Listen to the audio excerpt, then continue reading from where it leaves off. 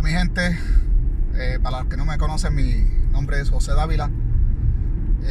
Hoy, al igual que en la mayor parte de todos mis videos, me dirijo hacia el área de New Jersey, desde Pensilvania, lo que podría ser entre 1 hora y 20 minutos. Voy solo y casi siempre pues aprovecho este tiempo solo para exponer, para compartir alguna idea, alguna información que yo tenga con ustedes, ¿verdad? Que me ven, con las personas que tropiecen con este video, como tú, que probablemente tropezaste con este video hoy. De paso, si tropezaste con este video hoy, te invito a que veas otros videos que tengo de temas, de diversos temas, ¿no? Mayormente de temas teológicos, aunque desde hace un tiempo me propuse hacer otro tipo de temas, ¿no? Temas de la vida cotidiana, cuál es mi opinión o cuál es la percepción más allá de lo que la gente común piensa, para entregarte una alternativa nueva de pensamiento, algo que no hayas considerado o hayas reflexionado. Sin más adornos, voy a entrar en el tema que me trae aquí a compartir este video contigo. Y este video lo voy a titular: ¿Existió el Moisés del Éxodo? ¿Existió el Moisés del Éxodo? Bueno, para los que me están viendo, que son de alguna raíz del judio-cristianismo, este servidor, al igual que usted, pues creció como una persona católica casi toda mi vida. En los últimos 5 años, antes de desprenderme de cualquier religión, practiqué el judaísmo, y ya luego pues me considero una persona humanista, o podríamos decirlo judío-humanista. ¿Por qué? Porque aún me reúno con judíos y en ocasiones me reúno en las festividades, ¿no? Y ellos, muchos de ellos son creyentes, otros son humanistas como yo. Nos reunimos todos y lo que nos une es una cultura, y son personas de mente abierta, no son personas que tenemos una amistad muy, muy fuerte, donde en realidad las cuestiones religiosas no nos separan. Es decir, nos permitimos hacer opiniones desde distintos ángulos, desde el ángulo fuera de la fe como desde el ángulo de la fe. Entonces pues en ese aspecto me considero judío humanista, y podríamos decir también cristiano humanista, porque también, aunque sea ateo, crecí en una cultura judeocristiana. Por lo tanto, navidades y todas las festividades cristianas, y ahora festividades judías, son festividades que asimilé, y que no me está malo celebrarlas si hay comida y comparte uno con las amistades y bebidas y todas estas cosas. No veo nada malo en ello. Así que quiero dejar saber eso, de que de lo que voy a hablar es algo que crecí con ellos, que me lo impusieron, y que me da derecho a opinar sobre el tema. Ahora bien, si Moisés existió o no, vamos a indagar en esa pregunta.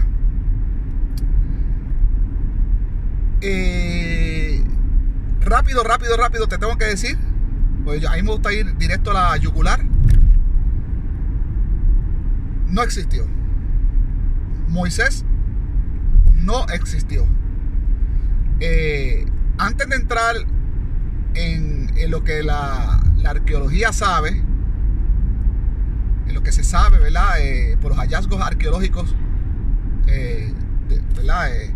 Encontrados, valga la redundancia, por los arqueólogos bíblicos e independientes, vamos a hablar de cómo analizamos el personaje cuando leemos el libro fuera de la fe.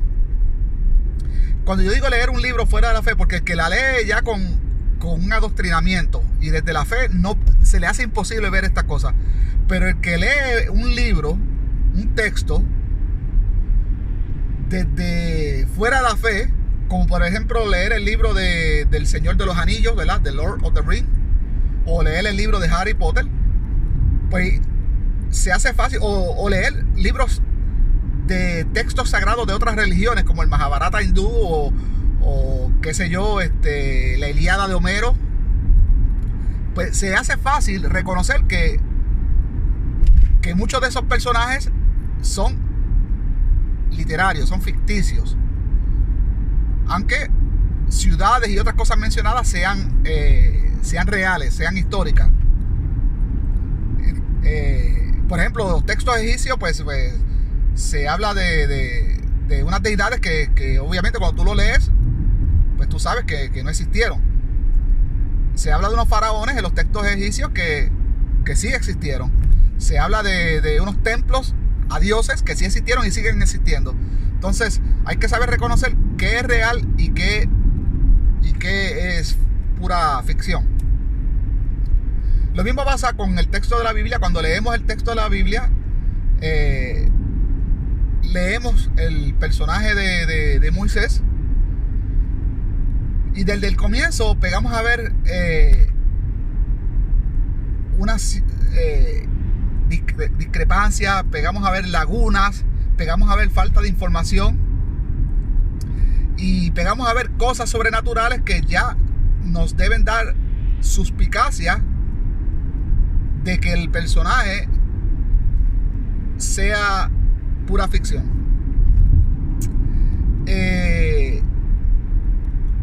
Lo curioso del personaje, y digo el personaje de Moisés, es que para muchos rabinos judíos, y los rabinos judíos han entregado esa información al cristianismo, y así se lo cree el cristianismo, para ese universo judío-cristiano, Moisés, el mismo personaje, Moisés escribió el Éxodo, el libro del Éxodo, y también el Génesis, el Levítico, Números, Deuteronomio. Pero curioso de que en todo momento el autor está hablando de Moisés en tercera persona, está hablando de un personaje, no está diciendo yo, no, está diciendo y Moisés, y Moisés, y Moisés aquí, y Moisés allá. Inclusive en uno de los libros, me parece que es Deuteronomio, de Barín en hebreo, el autor habla de la muerte de Moisés y de de donde se entierra, bueno, aunque después nunca se encontró, pero creo que fue en el Monte Nebo. Entonces es curioso, ¿verdad? Es chistoso, ¿verdad? Que los judeocristianos no cuestionen esto. Al igual que el libro de Samuel pasa lo mismo. El libro de Samuel, que dice que Samuel lo escribió, cuando en el mismo libro de Samuel se habla que Samuel muere y que después el rey Saúl va a una bruja y un espiritista y consulta a este espiritista para contactar al espíritu de Samuel. Entonces pues es chistoso ver cómo Samuel va a escribir sobre su propia muerte y todas estas cosas, ¿verdad? O sea que Samuel escribió después de muerto. Pues es chistoso, son cosas que se caen de la mata y da vergüenza ajena, ¿verdad? Pensar que los creyentes creen todo lo que se les dice sin cuestionarlo. Después que leemos el libro de Éxodo, nada más el libro de Éxodo, podemos deducir que el personaje de Moisés, o lo podemos describir como un tremendo y terrible asesino y mentiroso. Entonces, no hemos llegado a que si él existió o no, estamos describiendo el personaje.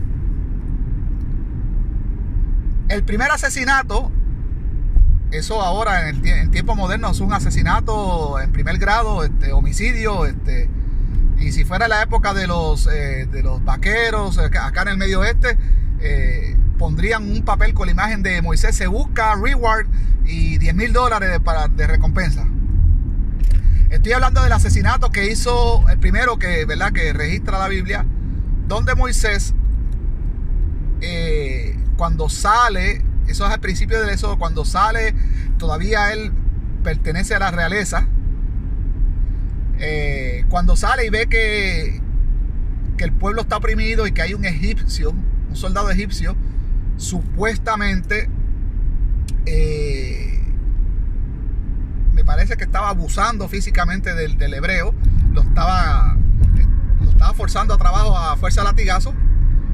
Entonces Moisés decide matar a este egipcio. Ese es el primer asesinato registrado, y por eso, por matar así, ¿verdad?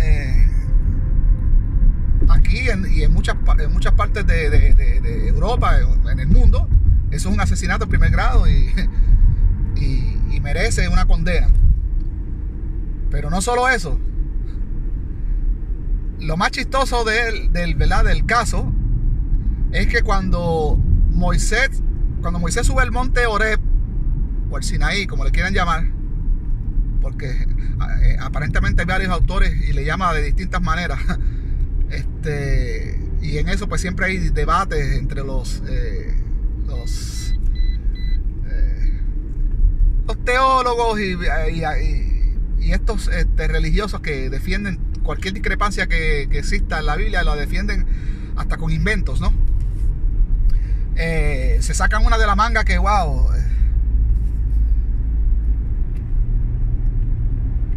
Pues ahora se me fue el hilo de lo que les estaba diciendo. Wow, se me escapó. Y como le dije en un video anterior, esto me está pasando mucho últimamente. Se me escapan los temas así porque sí. Así que lamento esa laguna. Pero bueno, voy a tratar de retomar. Esto es en vivo, esto es demente, no estoy leyendo nada, no es una conferencia donde tengo diapositivas, ¿verdad? De PowerPoint, no. Esto es demente, así que lamento esa laguna. Pero voy a tratar de ver si, retomando el tema de cuando Moisés asesinó al egipcio, encuentro lo que quería comentar. Ya lo encontré. Gracias. Gracias por su paciencia. Cuando Moisés sube al monte Horeb, o al Sinaí, recibe unas tablas con 10 palabras. Una de ellas dice: no matarás. Y de eso de no matarás podemos hablar, podemos sacarle mucha punta a ese lápiz o a esas palabras. Podemos sacarle brillo, podemos pulir esas palabras. No matarás.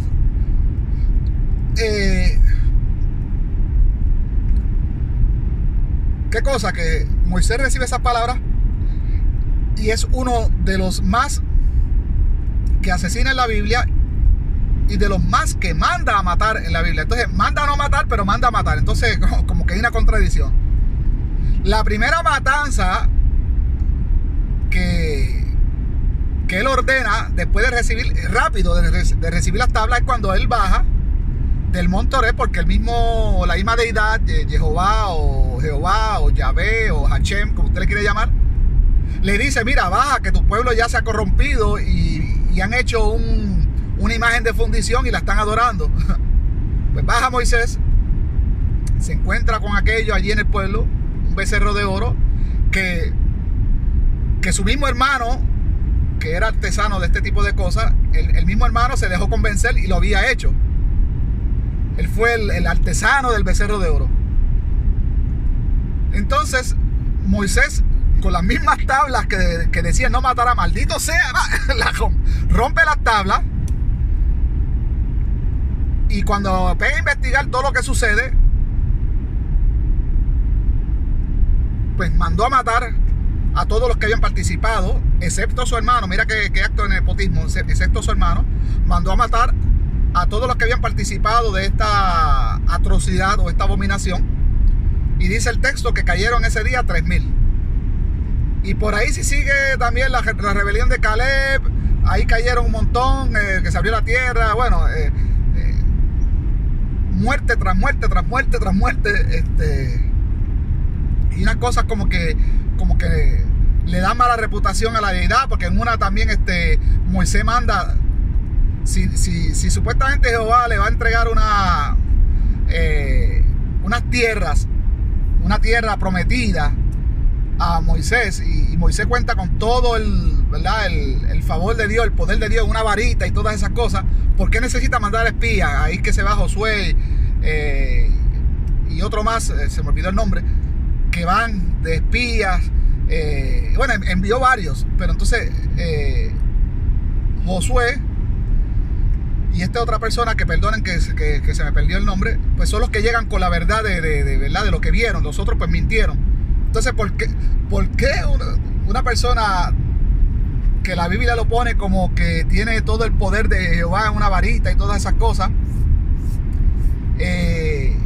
necesita espías? No se supone que sepa, no se supone que la deidad sepa y le pueda decir a Moisés a través bueno, Moisés hablaba cara a cara con Yahvé. Entonces, pues es ridículo, ¿no? Es ridículo. También se habla de un faraón, ¿verdad? Cuando está la situación del Éxodo, se habla de un faraón que no se dice quién es, no se dice el nombre, porque el faraón es simplemente un título, no es un nombre. Los faraones tenían nombre. Se habla también de la princesa, la que recogió a Moisés en la canasta en el río Nilo, la princesa hija del faraón. Tampoco se nombra a ella, lo que hace imposible rastrear esta historia y poder buscar en los registros históricos sobre este faraón para ver si, ¿verdad? Si es real esto, ¿no? Pero no, la audacia del autor, quien quiera que fuese, hizo esto adrede para que sea imposible de rastrear, y más que estos textos iban a ser leídos por personas, bueno, no iban a ser leídos, iban a ser escuchados por personas analfabetas. La mayor parte del pueblo judío que iba a escuchar estas palabras eran analfabetas, o sea que dependían de quienes se lo leyeran. Y la Torah marca de que 3 veces al año, ¿verdad? La ley de Moisés, 3 veces al año estos textos iban a ser leídos al pueblo. Obviamente el pueblo no tenía dinero para costear estos rollos y tenerlo cada cual en su casa, como lo tenemos hoy en día, que la Biblia hasta la regalan. En aquel tiempo, en el tiempo bíblico, y me estoy refiriendo al tiempo ya después del judaísmo establecido, después que Nehemías y Esdras entregan la Torah al pueblo, solo Esdras, ¿verdad? Que es el que empieza a leer estos textos, y los que ellos designaron sacerdotes eran los que le leían la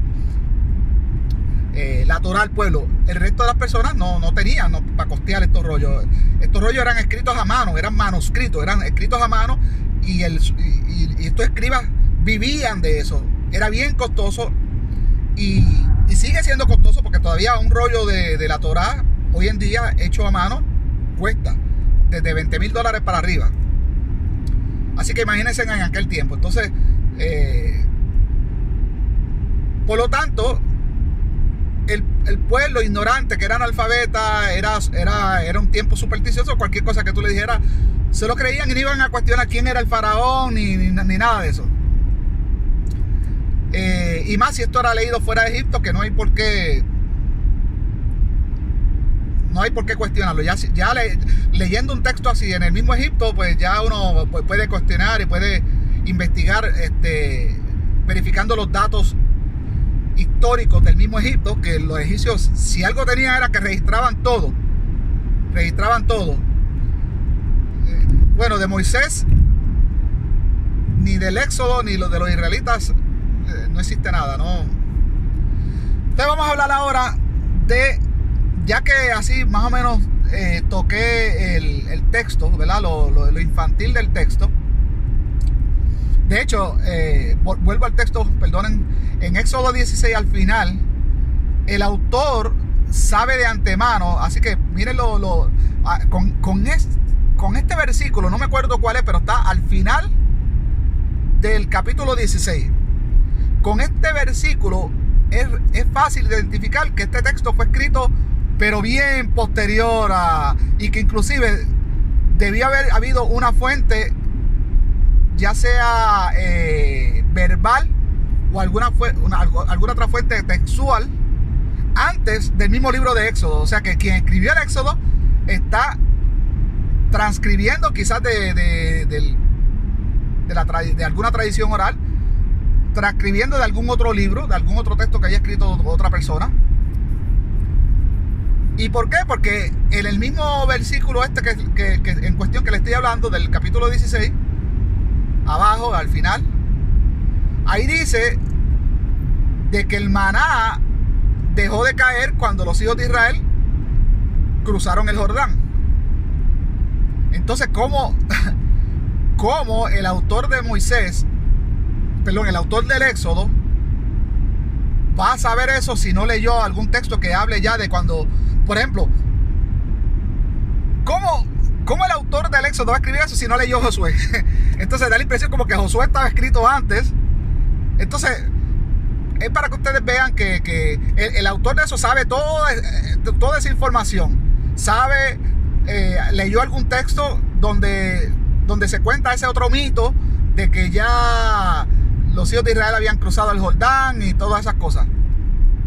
Entonces, ya con ese versículo queda descartado que haya sido Moisés.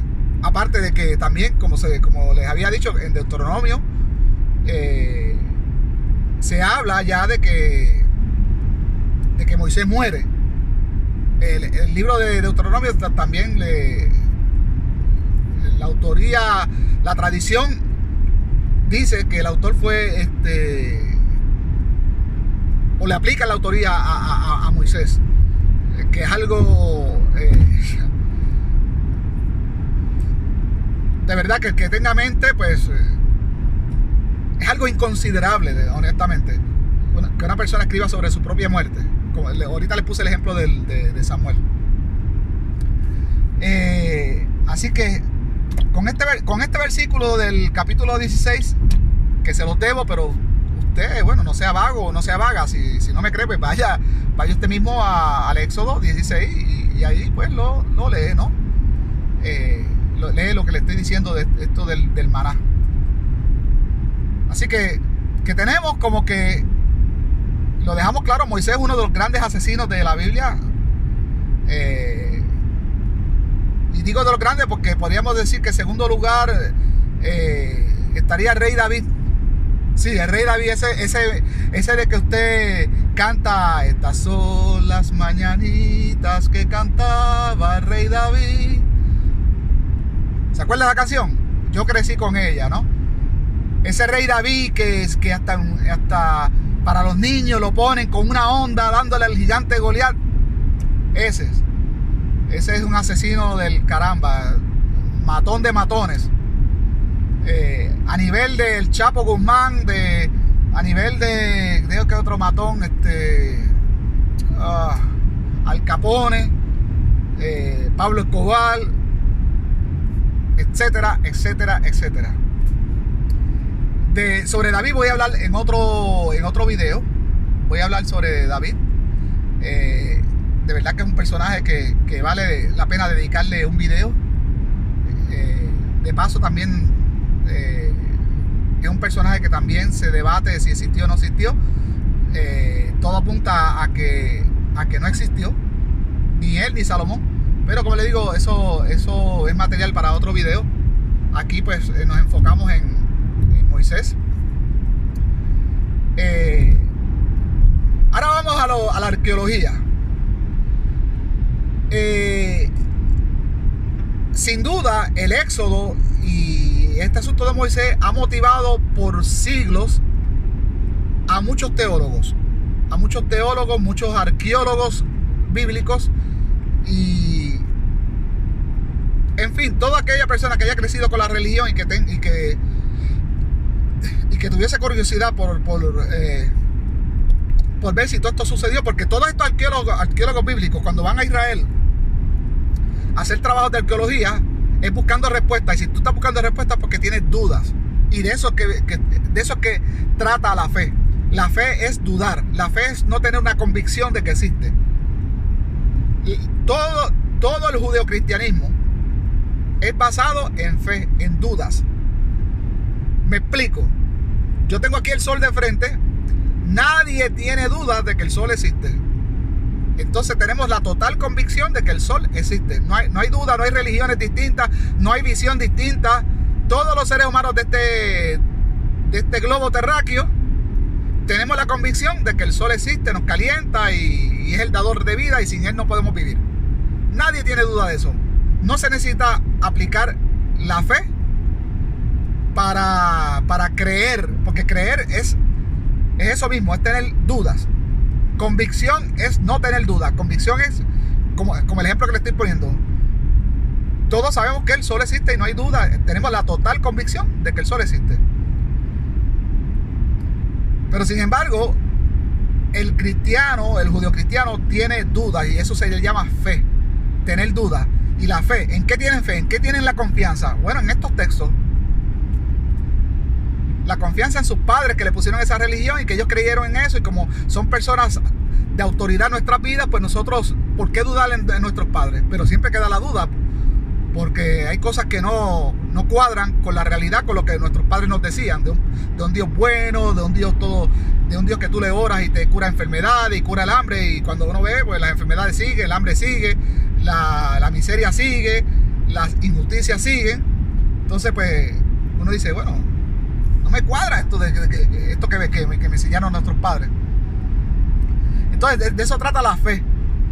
Confiar en nuestros padres, en los padres de ellos, bueno, y si seguimos para atrás, tenemos que confiar en aquellos que decían que la tierra era plana, porque fueron los que entregaron esa fe acá en el área occidental. Pues estos arqueólogos que van allá en busca de respuestas, por siglos han ido en busca de respuestas, y más en este tema del Éxodo, todavía hoy, en el siglo XXI, estamos en el año 2019, no hay ni la más mínima evidencia de que este éxodo haya ocurrido. No hay evidencia de que el personaje Moisés haya existido, ni Abraham, ni los patriarcas. No hay evidencia. Hay un arqueólogo, o vamos a decirlo, el director de arqueología o jefe de arqueología de la Universidad de Tel Aviv. Él es director de la de arqueología, mayormente concentrado en la edad de hierro. Este arqueólogo se llama, es judío, pero precisamente israelí. Se llama Israel Finkelstein. Y él escribió un libro que ha sido un bestseller en el mismo Israel, en misma Tierra Santa, como usted quiera llamarlo. Lo escribió junto a Neil Silberman. El libro se llama en español La Biblia Desenterrada. En inglés debiera decir The Bible Unburied, pero no, dice en inglés The Bible Unearthed, como desterrada, unearthed. Estos tremendos libros yo lo leí, lo tengo, de hecho lo tengo en español, en formato PDF. Muy buen libro. El libro prácticamente es un resumen, obviamente con los comentarios de estos dos autores, de lo que se ha encontrado y lo que no se ha encontrado en cuanto a la arqueología bíblica. Obviamente el resultado es negativo. El resultado de la arqueología en cuanto al personaje de Moisés y el Éxodo es negativo. No se ha encontrado nada. Y lo fascinante del tema es que ningún arqueólogo cristiano o judío, porque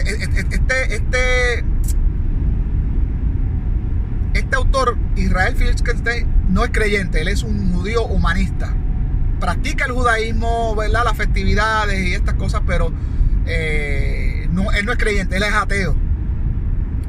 Pero arqueólogos judíos creyentes, arqueólogos cristianos creyentes, ninguno se ha atrevido a refutar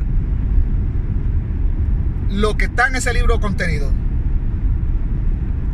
No se atreven. ¿Por qué? Porque no no hay con qué refutar, no hay evidencia con qué refutar. Tienen que admitir de que ellos mismos no han encontrado nada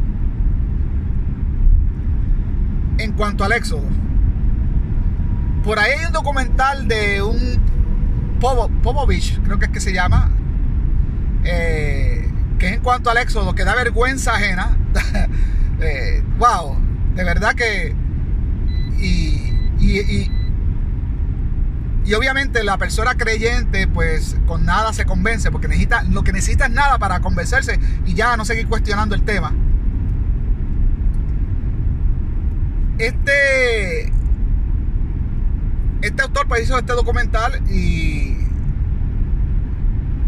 ha sido súper refutado, da vergüenza ajena. Inclusive vamos a analizar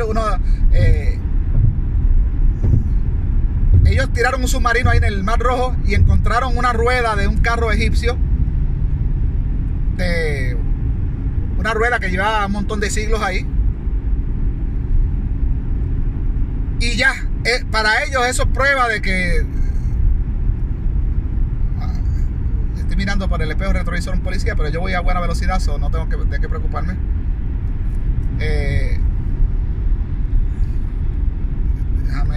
Déjame asegurarme y poner el cruise control, perdonen, para asegurarme de que voy a la velocidad correcta. No, pero se va a salir por esa salida solo. Ok, pues ya por esa rueda de carro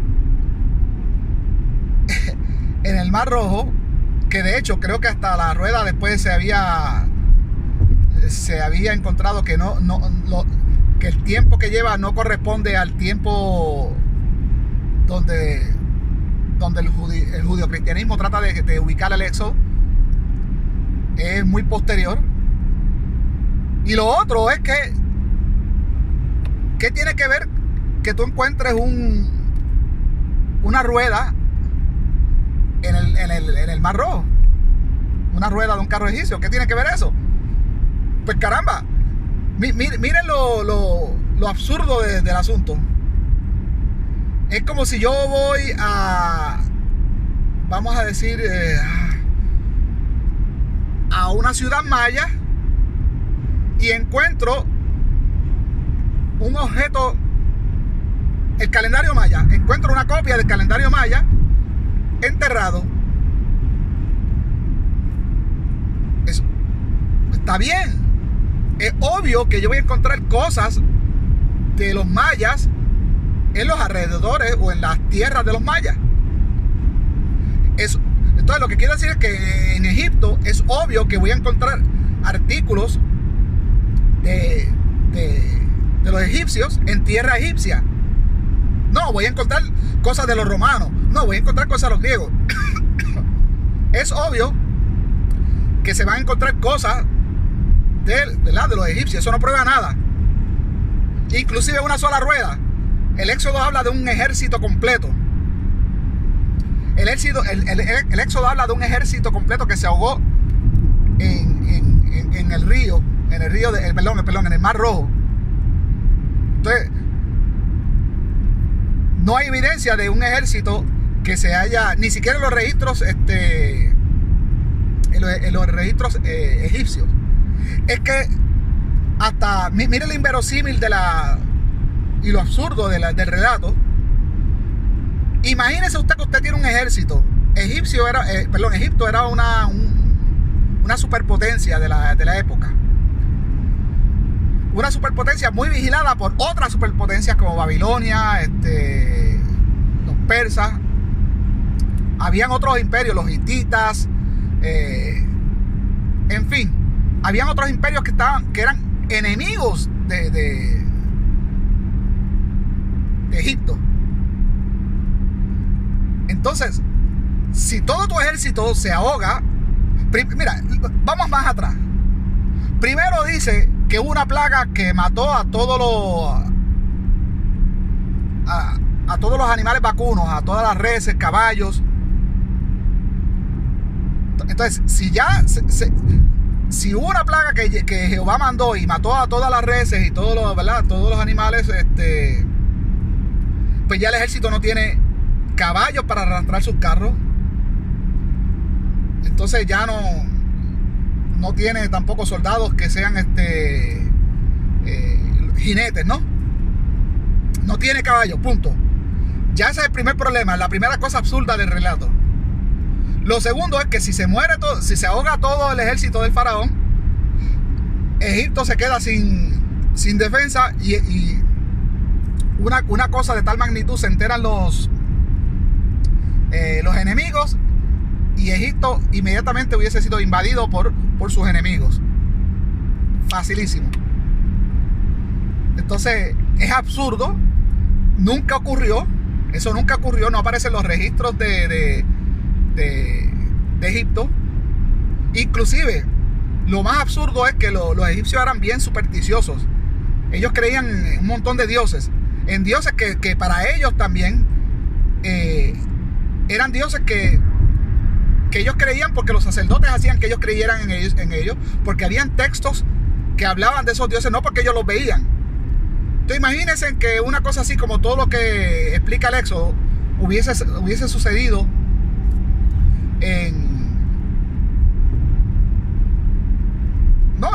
wow, acabo de ver un oso. Imagínense que todo eso hubiese sucedido. Miren, los egipcios no hubiesen dudado en creer en este Jehová, y ya se acababa la adoración a los otros dioses. Decían, wow, este es el Dios verdadero. Y más que Jehová, o bueno, vamos a decirlo así, Moisés, porque Moisés es el que escucha la voz de Jehová. Moisés ordena un asesinato. Moisés ordena un asesinato de los egipcios. Y eso es otra cosa inverosímil, otra cosa absurda. Cuando Moisés, mire que Jehová necesita, porque no sé qué tiene de omnipotente y de poderoso, que necesita que le hagan marcas en la puerta para que no se equivoque. Porque Moisés mandó a los israelitas que con sangre de un cordero marcaran los marcos de las puertas, porque el ángel de Yahvé, o Yahvé mismo, iba a pasar en la noche, iba a asesinar a unos pobres niños que no tienen nada que ver. Eso es un genocidio, un infanticidio terrible. Y lo más triste de todo eso es que en el judaísmo se sigue celebrando ese hecho, lo que se llama el Pesaj o el Passover. La fiesta del Pesaj no es nada más y nada menos que la celebración de ese asesinato que cometió Jehová ante los niños de Egipto. Entonces el judaísmo hace alarde de ese infanticidio que permitió que ya el faraón sin nombre se rindiera y dijera, ok, ya no aguanto más, ok, pueden irse. Que de hecho, otra cosa absurda es que en las palabras estas de las piedras que rompió Moisés, cuando les hablé ahorita que mandó a matar a 3,000, también decía, no robarás. Y cuando el faraón sin nombre manda a los israelitas que se pueden ir, lo primero que le dice a Moisés es que tomen todo lo de los egipcios. Y bueno, lo mandó a robar. Y ahí los israelitas le cogieron a los egipcios oro, todas las pertenencias y todo, y se fueron. Eso es robar, tomar lo ajeno. Y lo de robar, eso sigue por toda la Biblia. Porque cuando tú entras a propiedad privada y te apropias de las pertenencias ajenas, eso es robar. Y los israelitas, eso es lo que hacen en todo el Éxodo. Cada vez que pasan a un pueblo, lo invadían y se le quedan con todos los despojos, con todas las cosas, ¿no? Los despojaban a los pueblos de sus pertenencias y los masacraban, los mataban, desde hombres, mujeres, niños de teta. Y la Biblia en todo momento está haciendo alarde de eso. Eso es terrorismo. Eso es lo que hoy nosotros vemos como terrorismo. Pero gracias a Dios que estas cosas no existieron, que estas cosas no sucedieron, no hay registros de que estas cosas hayan pasado y que son puras fábulas para darle una identidad nacional al pueblo judío, de que tenían una deidad que podía competir con las deidades de los alrededores. Obviamente después los judíos se fueron dando cuenta que las deidades de los alrededores eran más poderosas, y siempre hubo inclinación de los judíos hacia las deidades ajenas, las deidades de los pueblos vecinos, ¿no? Y eso lo podemos ver. Hay registros arqueológicos que dicen que sí, que en Judá, en el reino de Judá, que sí es histórico, sí existió. Lo que no es histórico es lo que le contaron a los judíos después de Babilonia, de cuál había sido la historia de cómo se formó el reino de Judá y el reino de Israel, que ambos son históricos. Pero la arqueología sí encontró de que en el reino de, tanto en Judá como en el reino de Israel, el reino del norte, en ambos se practicaba el politeísmo. Se adoraba a Baal, se adoraba a él, se adoraban un montón de dioses, a Sera, a un montón de dioses. Y lo constatamos en la Biblia cuando vemos a los profetas siempre describiendo un Dios que está mendigando por el amor del pueblo, porque el pueblo se inclina a los otros dioses, y siempre amenazando al pueblo al pueblo judío de todos los males que le iban a ocurrir si seguían adorando a otros dioses. Pero eran unos males terribles. Inclusive hay una parte por ahí donde ya dice: yo voy a hacer que ustedes retrayen a sus niños contra las piedras. Yo voy a hacer. Entonces, pues todos estos escritos se le leen al pueblo judío para amedrentarlo, para que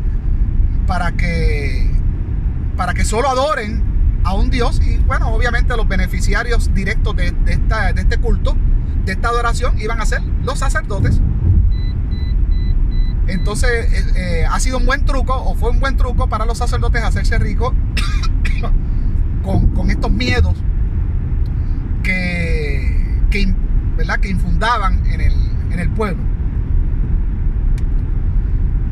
Como les decía, la arqueología no ha encontrado nada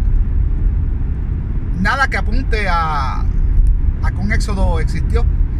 Inclusive lo de las piedras, las famosas piedras donde estaba la ley, Yahvé ordena, o Jehová ordena que estas piedras sean, el propósito de estas piedras, que iban a servir como testimonio por siempre de la palabra de Dios. El poder que contenían estas piedras, pues iba a estar resguardado por una caja de madera de acacia y con oro, mejor conocida como el Arca de la Alianza. Entonces aquí ya viene otra cosa absurda. Si estas piedras iban a ser para que fueran testimonios de generación en generación, ¿no se le pudo ocurrir a Jehová algo mejor? Por ejemplo, como las pirámides de Egipto, algo que durara de generación en generación, que nadie se pudiera apropiar de ellas, que estuviesen ahí visibles, que fueran súper poderosas, que a nadie que de generación en generación a nadie le diera duda, que no se necesitara la fe de la que hablaba ahorita para creer. Simplemente eso está ahí, todo el mundo lo ve igual que el sol y no hay duda de ello, y vamos a respetar esa ley. Pero no, solo son unas piedras que están descritas en un libro, unos papeles, unos manuscritos, de los cuales no tenemos ni siquiera los originales, son copias de copias de copias. Obviamente no existe esas piedras poderosas, no. Ya cuando Nehemías y Esdras, y esto está descrito en el capítulo 8 de Nehemías, perdón, no Nehemías, sí, de Nehemías. Cuando Nehemías y Esdras le entregan toda esta ley, todo este cuento, toda esta identidad nacional al pueblo judío, ya para ahí no hay tal Arca de la Alianza. Cuando el pueblo preguntaba: ¿pero dónde está esta arca? No se sabe. Cuando llegó Nabucodonosor, alguien se la llevó, Jeremías se la llevó. Bueno, eso de Jeremías salió después, porque estos supuestos profetas, eso no existía. No existían esos textos de los profetas. El pueblo no conocía su identidad hasta que Nehemías y Esdras le explicaron: mira, de aquí venimos, todo esto lo que pasó, bla, bla, bla. Aquí están estos textos, se los leyeron. Ahí fue que el pueblo se enteró quién era Yahvé, quién era Moisés. El pueblo no sabía nada. Por lo tanto, estos textos pues surgen después. Y obviamente, cuando tú le presentas algo así al pueblo y le lees algo así al pueblo, le describes esta Arca de la Alianza, el pueblo dice: ¿pero dónde está? No existe. Cuando Nehemías y Esdras le describen al pueblo de que antes, ¿verdad?, en el supuesto templo que hizo Salomón, el sacrificio era consumido por un fuego que venía del cielo, algo bien milagroso, bien, tú sabes, bien notorio. Pues el pueblo judío le decían a Nehemías y Esdras, o se lo preguntaban en su mente: ¿por qué esto no sucede ahora? Y nunca sucedió. ¿Por qué? Porque esas cosas no existían. Esas son cosas que Nehemías y Esdras y un puñado de personas, una élite, prepararon para iniciar una religión nueva a base de escritos. Eso siempre ha pasado. Así mismo fue que surgió el Islam, la segunda religión más poderosa de este mundo. Se origina también con unos escritos. Así también se origina también los mormones. Aquí un individuo llamado Joseph Smith dice que se le apareció Jesús y el ángel Gabriel le dictó un nuevo libro donde dice que Jesús también estuvo acá en Estados Unidos. Y mira, hay millones de personas que profesan esa religión y se creen todas esas cosas. Entonces, aún hoy en día, ridículamente, da resultado que cualquier persona viene con un libro y dice que se lo dictó un ángel o cualquier cosa y sale una nueva religión. Pues imagínense, si eso pasa ahora en el siglo XXI, imagínense, estamos hablando de 800 años antes de Cristo, donde Nehemías y Esdras le entregan estos textos al pueblo judío, que si el Génesis, que si el Deuteronomio, que si el Éxodo. Son personas que no saben ni leer ni escribir, y cualquier cosa que tú le digas. Miren, yo me acuerdo en Puerto Rico, yo tenía vecinos que eran analfabetas, y me acuerdo que en la noche, cuando éramos jóvenes, en la noche pues nos reuníamos con esos vecinos y a hacer cuentos de misterio, ¿no? Yo me acuerdo que yo y mis primos, yo me inventaba unos clases de cuentos, pero eran inventos instantáneos. Inventos de misterio, que si una mujer llorona, que si aquí, que si fantasma, que... Yo se los contaba a esta gente que no sabían ni hablar, casi no sabían ni hablar, eran tartamudos, así como Moisés, que era muy tartamudo. Y se lo creían. Y todavía hoy en día eran familias pobres que pues, no tenían los recursos para ir a la escuela, o no querían ir, o no tenían la mente para ir, y se quedaron así analfabetas. Todavía hoy en día son unos bobos que se creen todo. Se creen todo lo que tú le puedes contar, cualquier historia, y se la creen y te dicen: de verdad. Existen estas personas. Y existieron. Estamos hablando de 800 años antes de Cristo, entre comillas. Y imagínense, gente que no sabía leer ni escribir, que solo lo que sabían era pastorear, sembrar uvas, hacer pan. Cualquier cosa que tú les dijeras a estas personas se lo creían, no lo cuestionaban. Y más viviendo en un mundo donde todos los vecinos, todo el mundo tenía su Dios, todo el mundo tenía su santo, su ángel, los vecinos tenían sus dioses, sus diosas. Esa era la moda, era la creencia popular de aquellos tiempos. Y que cualquiera le dijera: no, si nosotros también tenemos nuestro propio Dios, se lo creían. ¿Por qué dudarlo? Así que no sé si a usted le quede duda de que el personaje Moisés haya existido. Quizás usted se le puede presentar toda la evidencia, y no solo la evidencia, sino a usted yo lo puedo poner a razonar, a reflexionar, y aún así su mente quizás le dice: no, tiene que existir, tuvo que existir, porque ¿cómo es posible que por milenios hayamos creído esto? Y es posible. Es posible. ¿Por qué? Porque las religiones funcionan así. Los egipcios creyeron por 3000 años, o sea, un milenio más que lo que lleva el cristianismo, creyeron en todos sus dioses, en Osiris, en Amon-Ra, en Horus, en Isis, Anubis, Set. Ellos creyeron en todos sus dioses. No lo ponían en duda. Creían en el libro de los muertos, pagaban porque le hicieran el pergamino de los muertos y los enterraran con todo el ritual egipcio, pensando que iba a haber un juicio final, perdón, con Anubis y que después iban a pasar una vida eterna con Osiris. Ellos creyeron en eso. La religión hindúa lleva muchos miles de años. Yo creo que ya supera a la egipcia. Y la gente no duda de un dios con una cara de elefante, ¿verdad? Ganesha, en Vishnu, en Brahma, Krishna. Ellos no dudan en eso. Entonces, igual, por eso es que usted quizás se pregunte, pero ¿cómo es posible que sí, se puede pasar mucho tiempo y si tú no cuestionas eso, si tú no enfrentas tus cuestionamientos, si no los abordas, si no tienes una mente crítica y abierta a pensar que, wow, ¿y qué si de verdad todo esto ha sido un engaño? Aborda ese tema, investígalo, dedícate a investigarlo. Deja de estar consumiendo escritos, videos y conferencias de los que creen lo mismo que tú, porque no vas a salir de ese círculo vicioso. Tienes que indagar en los que no creen en lo que tú crees. Pregúntate por qué nosotros no creemos en lo que tú crees.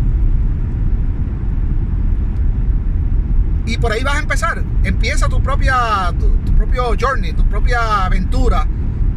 Empieza, dedícate a ser como un investigador. Hazle una autopsia a tu creencia. Y te vas a dar cuenta que todo ha sido una fábula, un fraude intelectual. Y estás a tiempo. Estás a tiempo de salir de esa esclavitud intelectual que nos pusieron los españoles cuando llegaron y conquistaron ¿verdad? Esta parte de lo que ellos llamaron el Nuevo Mundo. Nosotros somos producto de esa esclavitud mental, porque lo que tú crees, lo que yo creí, lo que creen muchos judíos cristianos de esta parte del mundo acá, responde a cuando llegaron los españoles e impusieron sus creencias, estas que estamos analizando en este video. Impusieron estas creencias en nosotros y de ahí de generación en generación hasta hoy en día. Igual, esta creencia, antes que los españoles la trajeran acá, se practicó en Europa y el origen fue que la impuso un emperador que quiso reunificar el reino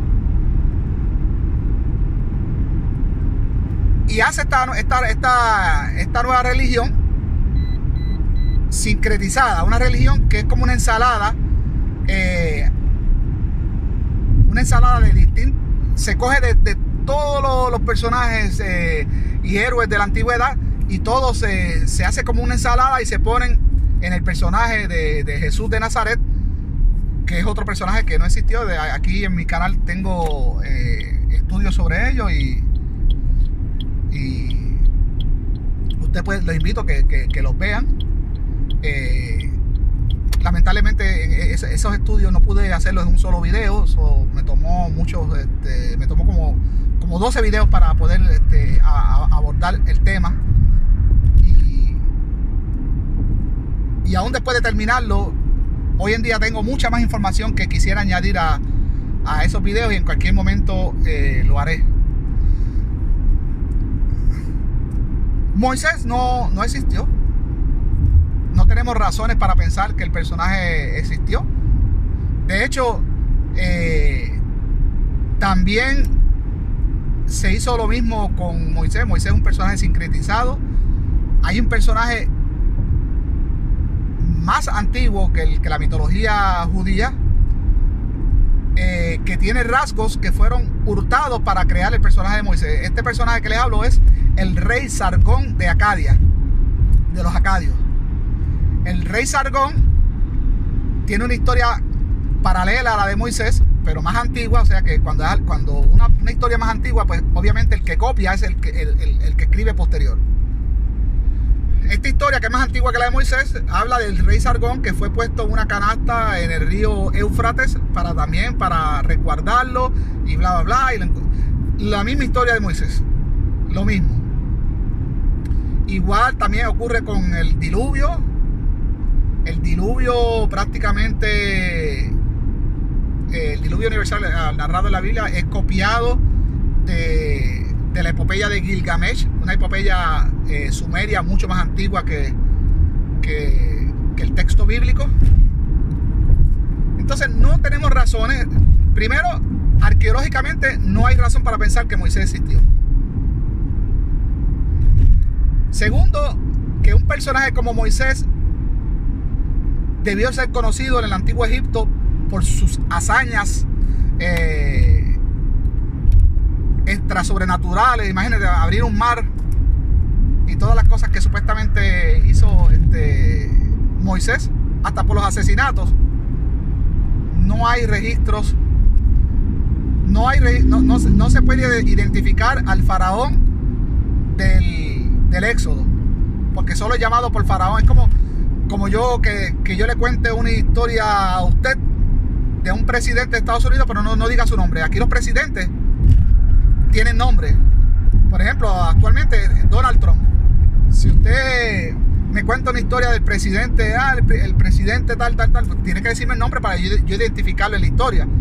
Y ya una vez lo identifico en las coordenadas de la historia, investigo todo alrededor de ese presidente, y ahí veo si lo que usted me dice encaja con la historia, con todo lo que hay escrito sobre ese presidente. Pero no, aún así se ha investigado todos los faraones conocidos, de los que tenemos registros. No existe nada de Moisés, no existe nada, ningún vestigio ni ningún indicio de que haya alguna relación con la historia del Éxodo.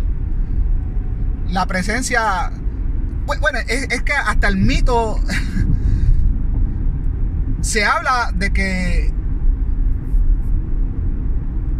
la razón del Éxodo es porque el pueblo estaba esclavizado.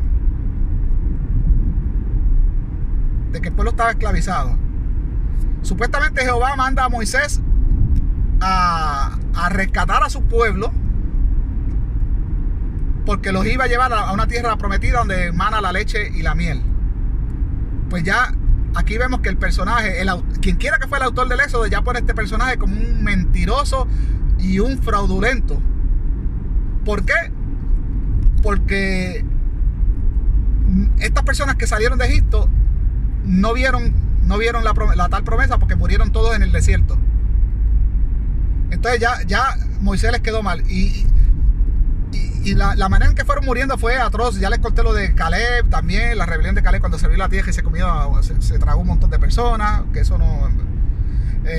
El pueblo falto de agua y de hambre, y pedían comida, y Yahvé se enojaba, y le decía a este pueblo que entonces la supuesta esclavitud hay que ponerla en duda, porque los mismos relata el mismo libro del Éxodo de que el pueblo le decía a Moisés: ¿por qué nos has traído aquí a sufrir aquí en este desierto? Si nosotros allá en Egipto estábamos bien, teníamos manjares, pues eso no es esclavitud. Si un pueblo está diciendo queremos regresar a Egipto, donde allá teníamos comida, entonces la esclavitud es lo opuesto. La esclavitud era el desierto a que se sometieron 40 años dando el círculo, que eso tampoco hace sentido. Un pueblo dando 40 años en un desierto donde no hay comida, no hay un desierto árido. No hay, arqueológicamente no hay evidencia de que haya existido un pueblo vagando por 40 años en ese desierto. No hay evidencia. Le digo, todo eso está documentado en ese libro. Bueno, está documentado en la arqueología bíblica israelí. Este libro es un resumen de todo lo que se ha encontrado y lo que no se ha encontrado, comentado por estos dos señores, Israel Filskenten y Neil Silverman. Y como les dije, nadie ha salido a refutarlo, nadie se atrevió a refutarlo. El libro fue un bestseller. Nadie puede decir, no, aquí lo que dice es mentira. No. Ahí está escrito todo lo que se ha encontrado, lo que no se ha encontrado. Y no hay evidencia del éxodo, no hay evidencia de que Moisés haya existido. Moisés es más bien un personaje literario, un personaje, como les dije, tiene un poquito de Sargón, tiene un poquito de Hammurabi. Hammurabi fue un rey también que también recibió una ley por el dios, me parece que fue Marduk, no estoy seguro, un dios sumerio, babilonio. Al igual, pues Hammurabi pues, escribió esa ley en piedra, la puso en piedra. Y entonces el personaje de Moisés pues tiene un poquito de cada uno. Los personajes a su alrededor son ficticios. La tal princesa que lo recogió del Nilo no se sabe el nombre, no se puede rastrear. El faraón no se puede rastrear. Lo que sí nos indica, se hace mención en el texto de la ciudad de Ramsés, y lo que nos dice que quien escribió esto ya sabía de la existencia de la ciudad de Ramsés, existía, y por eso la puede utilizar como referencia. Y eso nos dice que este autor es bien tardío. Obviamente, cuando los escribas estuvieron en Babilonia, que es cuando ya casi unánimemente todos los académicos y doctos en el tema ya han identificado que en realidad Torah se escribió en el exilio en Babilonia, pues sí concuerda, porque sí, ya en Babilonia, cuando ocurre en los años que estuvieron los judíos en Babilonia, mayormente la élite, sí, ya existía la ciudad de Ramsés en Egipto. En Babilonia había registros de mucha de la historia de Egipto, historia de los faraones y mucha historia, porque Babilonia tenía una gran biblioteca, ¿verdad? De hecho, ya Egipto había sido ya conquistado por los babilonios, según tengo entendido. Me hacen la aclaración si me equivoco en este punto, pero ya para el tiempo de que los judíos habían estado en el exilio, ya Egipto había pasado por manos de los babilonios, ya rendían tributo a los babilonios, y es por eso que los babilonios ya tenían mucha documentación, mucha información sobre los egipcios, ¿no? Los babilonios tenían mucha en su biblioteca información que les fue útil a los escribas para escribir la Torah, ¿no? Esto no lo hago este video no lo hago con tema de dañar a nadie. Yo sé que hay muchas personas que necesitan su fe para obrar bien. Eso es lamentable. Es lamentable que personas necesiten creer en un Dios para hacer el bien y para que los motive a hacer el bien. Y me refiero a que hay mucha gente, yo siempre he encontrado absurdo, y se lo he dicho a muchos creyentes, ¿por qué tienen que haber misioneros? Lo de misioneros va en contra de la religión, porque primero, si Dios es omnipotente, el Dios le puede dar comida a las personas y no necesita misioneros para que hagan ese trabajo. No necesitamos los humanos hacer cosas para después que se piense que fue de un Dios, no. O es Dios o somos los humanos los que estamos haciendo la obra, pero no. Entonces, esa es una. Y otra, que si tratamos de usar la teología, si un pueblo es pobre es porque está maldecido, porque Dios lo maldijo. Entonces, si nosotros estamos haciendo misiones, estamos yendo en contra de la voluntad de Dios. Entonces es ilógico. Mire, si usted quiere llevarle comida a los pobres, siga haciéndolo. No permita que una religión sea lo que dicte.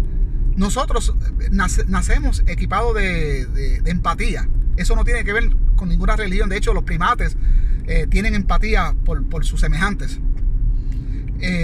Nosotros no necesitamos creer en algo para hacer el bien. De hecho, yo desde que dejé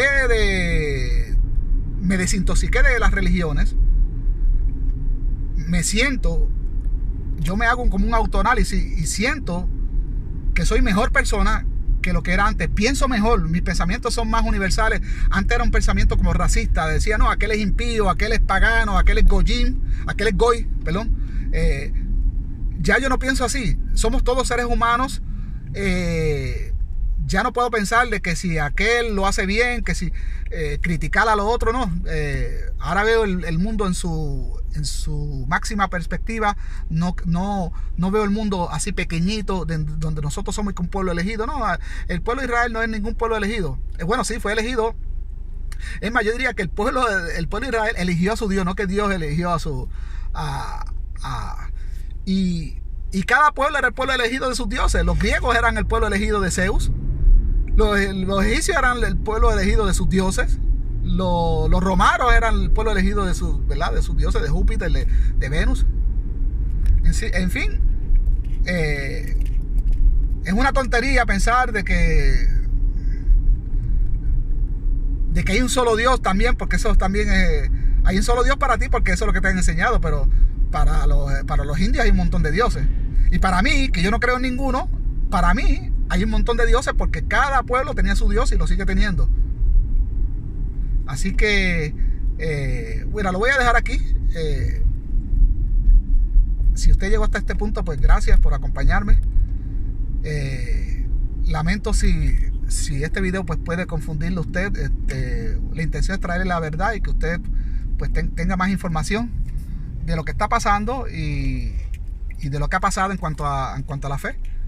Usted puede sentarse y corroborar todo esto que yo estoy explicando aquí. Me he tomado de mi tiempo para hacer esto con el único ánimo de una vez más, de compartir toda esta información que muchos de ustedes son ajenos o no quieren saberla o no se las hacen saber, y es bueno que lo sepan para que ustedes confronten sus creencias y piensen más si vale la pena seguir creyendo lo que creen, haciendo cosas por sus creencias, o si no vale la pena. Recuerden que el próximo video que voy a hacer es si David existió o no existió. David, el gran asesino de Yahvé. Le voy a poner también. Así que hasta la próxima. Chao.